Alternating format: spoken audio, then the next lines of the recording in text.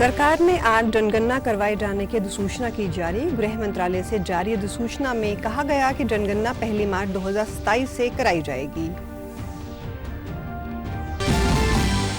हरियाणा के मुख्यमंत्री ने रेवाड़ी में 288 करोड़ की 15 परियोजनाओं का किया शिलान्यास व उद्घाटन। कहा, हरियाणा में बिना भेदभाव के होगा संतुलित विकास।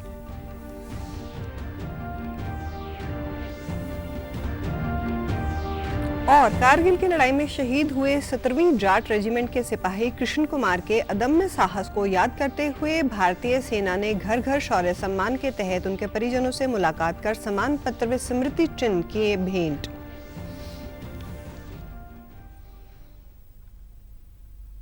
नमस्कार, चंडीगढ़ से आपका स्वागत है। मैं हूं शैली तनेजा।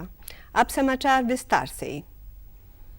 सरकार ने आज जनगणना करवाए जाने की अधिसूचना जारी कर दी है। गृह मंत्रालय से जारी अधिसूचना में कहा गया कि जनगणना 1 मार्च 2027 से कराई जाएगी। केंद्र शासित प्रदेश लद्दाख, जम्मू कश्मीर के बर्फीले इलाकों तथा हिमाचल प्रदेश और उत्तराखंड पर यह तारीख लागू नहीं होगी। लद्दाख, जम्मू कश्मीर, हिमाचल प्रदेश और उत्तराखंड में जनगणना 1 अक्टूबर 2026 से कराई जाएगी।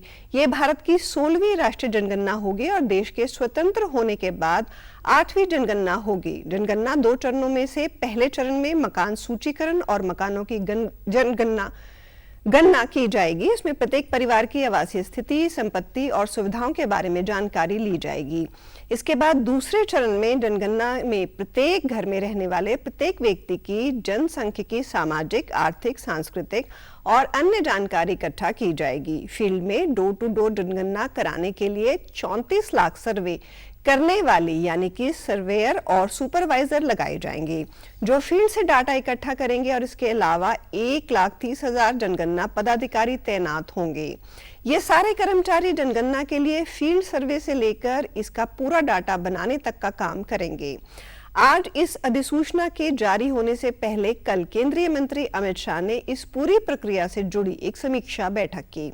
नई दिल्ली में हुई इस समीक्षा बैठक में केंद्रीय गृह सचिव, महारजिस्ट्रार और जनगणना आयुक्त और अन्य वरिष्ठ अधिकारी शामिल हुए। हरियाणा के मुख्यमंत्री नायब सिंह सैनी ने कल रेवाड़ी के राव तुलाराम स्टेडियम में आयोजित धन्यवाद रैली में 288 करोड़ 31 लाख रुपए की 15 परियोजनाओं की सौगात दी।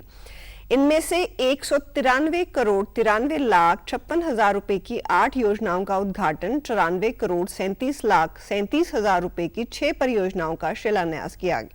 इससे पहले मुख्यमंत्री ने रेवाड़ी जेल का भी उद्घाटन किया। इस मौके पर मुख्यमंत्री ने कहा कि उनकी सरकार विकास कार्यों के लिए पीछे नहीं हटेगी। रेवाड़ी का विकास 3 गुना गति से होगा। उन्होंने कहा, रेवाड़ी के विकास के लिए कोई भी कमी नहीं छोड़ूंगा। हमारी नीति, नियत और नेतृत्व स्पष्ट है। हमारे संकल्प पत्र के 217 वादे किए गए थे, जिसमें से 28 वादे पूरे किए गए हैं। 90 साल में पूरे हो जाएंगे। रेवाड़ी के लिए संकल्प लिए थे कि हम यहां पर देश की सबसे बड़ी सहकारी तेल मिल स्थापित करेंगे और सैन्य संग्रहालय भी स्थापित करेंगे, जिसे पूरा किया जाएगा। मुख्यमंत्री सैनी ने एक मॉडल स्कूल भवन और एक नई लाइब्रेरी का निर्माण, 5 नई सड़कों और 5 नई सड़कों का निर्माण और मंडी बोर्ड की सड़कों का नवीनीकरण करने का भी ऐलान किया। रेवाड़ी के लिए 2 संकल्प लिए हैं कि हम यहाँ पर देश की सबसे बड़ी सरसों तेल मिल, यहाँ सहकारी तेल मिल स्थापित करेंगे। एक सैन्य संग्रहालय भी यहाँ स्थापित करेंगे। रैली में उमड़ी भीड़ देखकर मुख्यमंत्री नायब सिंह सैनी ने कहा कि रेवाड़ी की जनता की ये भीड़ बता रही है कि ये रिश्ता राजनीति का नहीं, दिल का है। उन्होंने लोगों को परिवारवाद और भ्रष्टाचार को हटाकर राष्ट्रवाद को जीत दिलाने के लिए धन्यवाद दिया। सीएम ने हरियाणा की उपलब्धियां गिनाते हुए कहा कि ये राज्य पढ़ी लिखी पंचायत और ऑनलाइन ट्रांसफर वाला पहला प्रदेश है। मुख्यमंत्री ने प्रधानमंत्री नरेंद्र मोदी के नेतृत्व की सराहना करते हुए कहा कि धारा 370 को हटाकर जम्मू कश्मीर समस्या का समाधान किया और पाकिस्तान को हर बार मुंह तोड़ जवाब दिया गया है। जो हमने निर्णय किए हैं, आज पढ़ी लिखी पंचायतों वाला ये पहला प्रदेश है और इसी प्रकार कर्मचारियों की ऑनलाइन ट्रांसफर करने वाला भी ये पहला प्रदेश है जिसने नीति लागू की है। पहलगाम की घटना की बात हो और चाहे पुलवामा की घटना की बात हो, पुलवामा में जब ये घटनाक्रम हुआ तो हमारे जांबाज सैनिकों ने एयर स्ट्राइक करके पाकिस्तान की भूमि के ऊपर उनका जा करके जवाब देने का काम किया। उन्होंने कहा कि हम किसी जाति की नहीं, 3.25 करोड़ लोगों की सरकार है।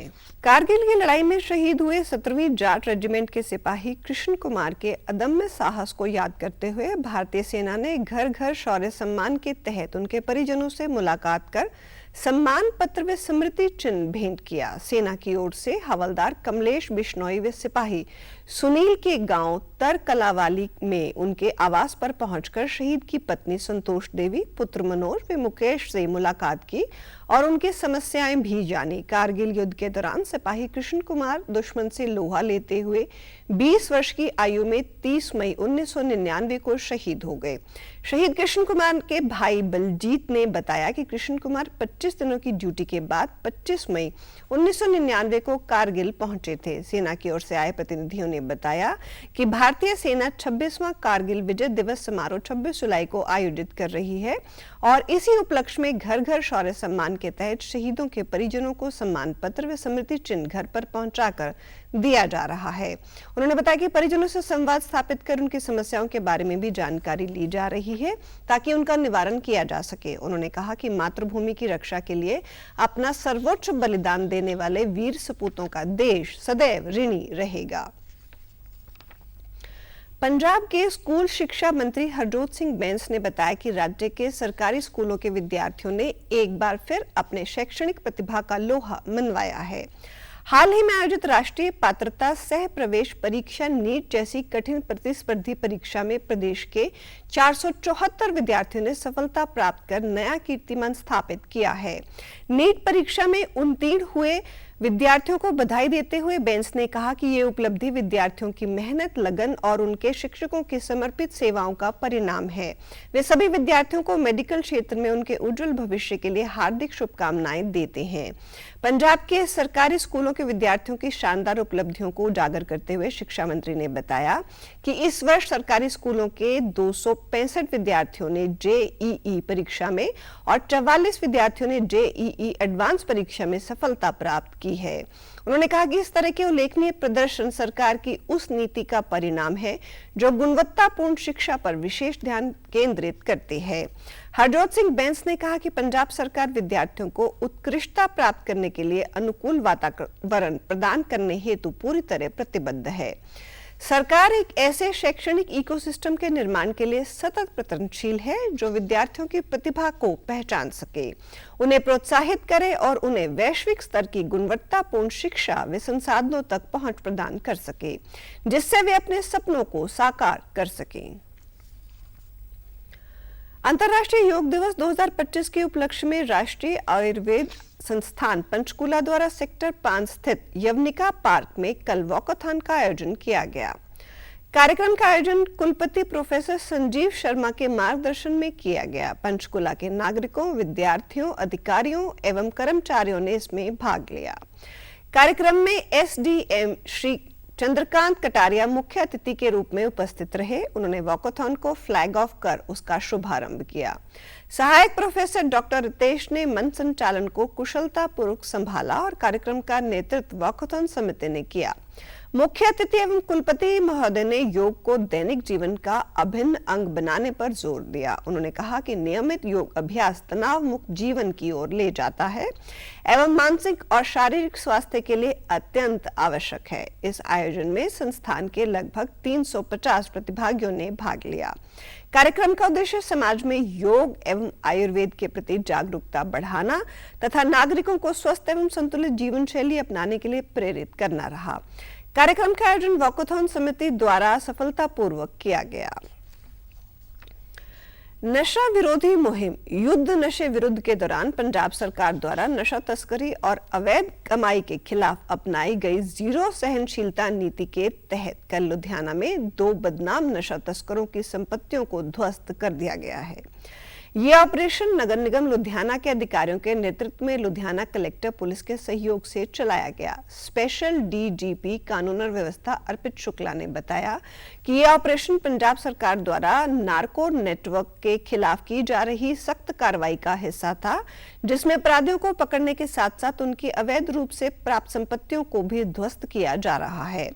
पहले ऑपरेशन के दौरान लुधियाना के अमरपुरा गली नंबर 2 में स्थित बदनाम नशा तस्कर गुरपाल के घर पर बुलडोजर चलाया गया। दूसरे ऑपरेशन के दौरान लुधियाना के लोहारा गांव के हीरो सुमन नगर में गली नंबर 9 में स्थित महिला नशा तस्कर राजेंद्र कौर उर्फ रोजी के घर को बुलडोजर के साथ ध्वस्त कर दिया गया है। इस ऑपरेशन के बारे में जानकारी साझा करते हुए सीपी स्वपन शर्मा ने बताया कि उसके खिलाफ NDPS एक्ट के तहत 2 आपराधिक मामले दर्ज हैं और वह इस समय जेल में बंद है।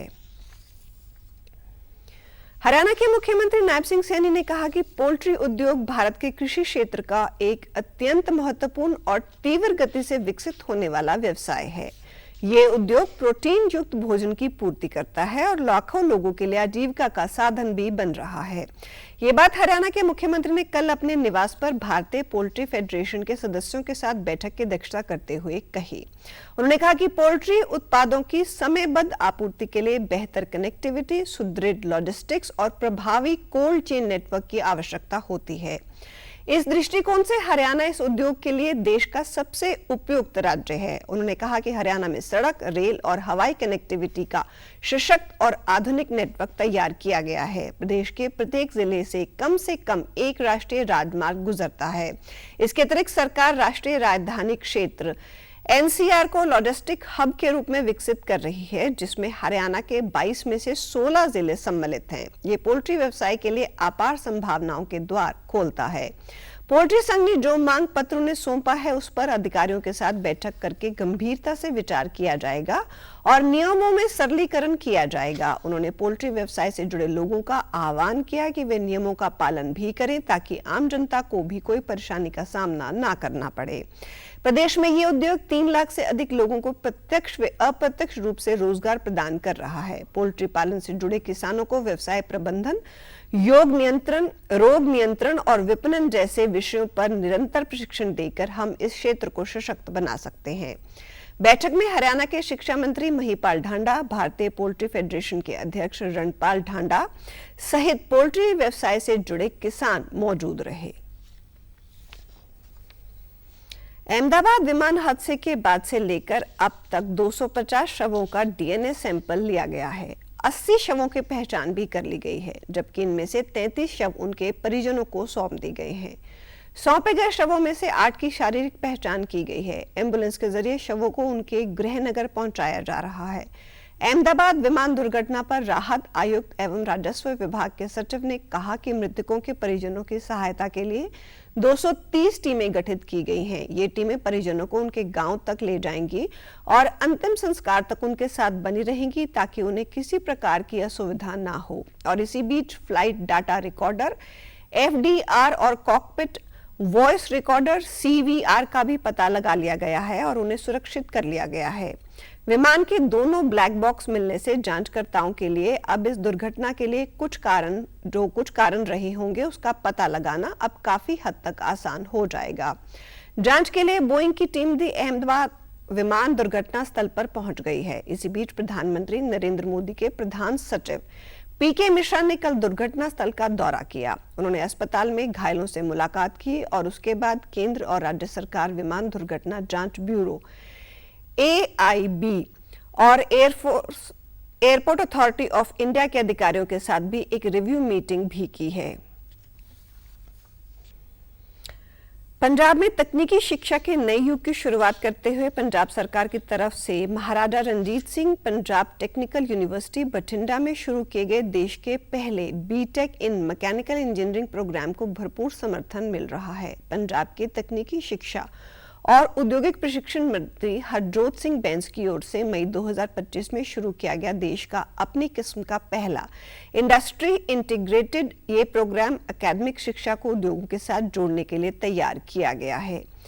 जिससे विद्यार्थियों को व्यवहारिक तजुर्बे और औद्योगिक हुनर के साथ लैस करके रोजगार के समर्थ बनाया जा सके। उन्होंने बताया कि प्रोग्राम MRSPPU और विक्टोरा टेक्नोलॉजी प्राइवेट लिमिटेड फरीदाबाद के दरमियान रणनीतिक सहयोग के साथ ही करवाया जा रहा है। प्रोग्राम की नवीन पहुंच को उजागर करते हुए तकनीकी शिक्षा मंत्री ने बताया कि औद्योगिक प्रशिक्षण के साथ स्थान को MRSPTU के एक डीम्ड कैंपस के तौर पर मान्यता दी गई, जिससे विद्यार्थियों की अनुभवी शिक्षा के सहज एकीकरण और मान्यता को विश्वसनीय बनाया जा सके।